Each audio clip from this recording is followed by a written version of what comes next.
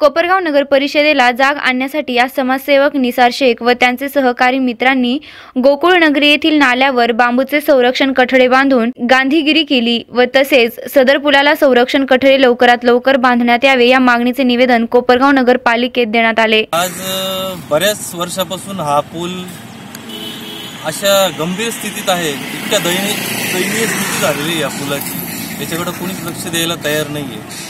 आज आम्ही नगरपालिकेला जाग येण्यासाठी एक गांधीगिरीच्या मार्गाने एक बांबूचे कठडे या पुलाच्या साईडला आम्ही बांधलेली आहे।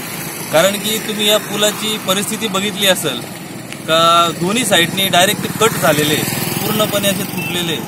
आणि हा जो पूल आहे आपण याला गोकुळ नगरीच्या नाल्यावरचा पूल म्हणतो आणि अतिशय महत्त्वाचा हा पूल आहे, हा मार्ग आहे। आपण बघतोय का या मार्गाने अनेक कॉलेजच्या विद्यार्थिनी, शाळेच्या विद्यार्थिनी ये जा करतात आणि बरेच छोटे मोठे अपघात या ठिकाणी होत असतात।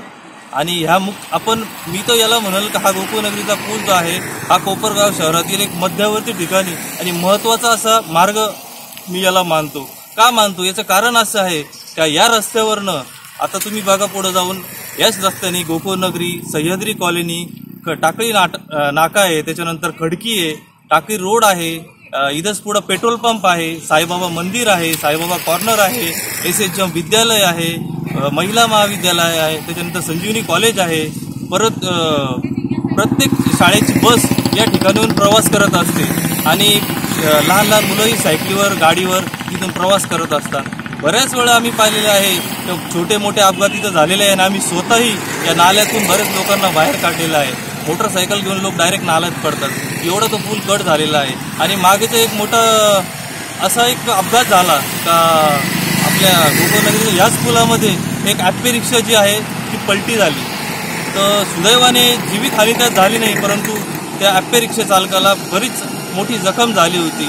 आणि आता मला एक सांगा की बऱ्याच दिवसापासून हे चालू आहे, किती दिवस चालणार आहे, कधी या पुलाचं काम होणार, मला हे सांगा का कोणाचे तुम्ही अपघात होऊन कोणाचं जीवितहानी होईल याची तुम्ही वाट पाहता का?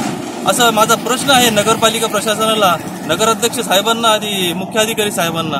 किती दिवस आम्ही हे सहन करायचं? या पुलाची अवस्था एकदा तुम्ही येऊन इकडं बघा, या पुलाची अवस्था काय झाली आहे। आणि जरी मला याचं माहीत नाही का तुम्ही याचं मंजुरी झाली का नाही झाली, परंतु जर मंजुरी हा पूल झाला असेल तर कृपया करून लवकरात लवकर या पुलाचं काम करावं, थोडीशी उंची वाढवून नवीन पूल सुसज्ज या ठिकाणी चांगलं बनवावं अशी माझी आणि आमच्या पूर्ण भागाच्या रहिवासींची विनंती आहे।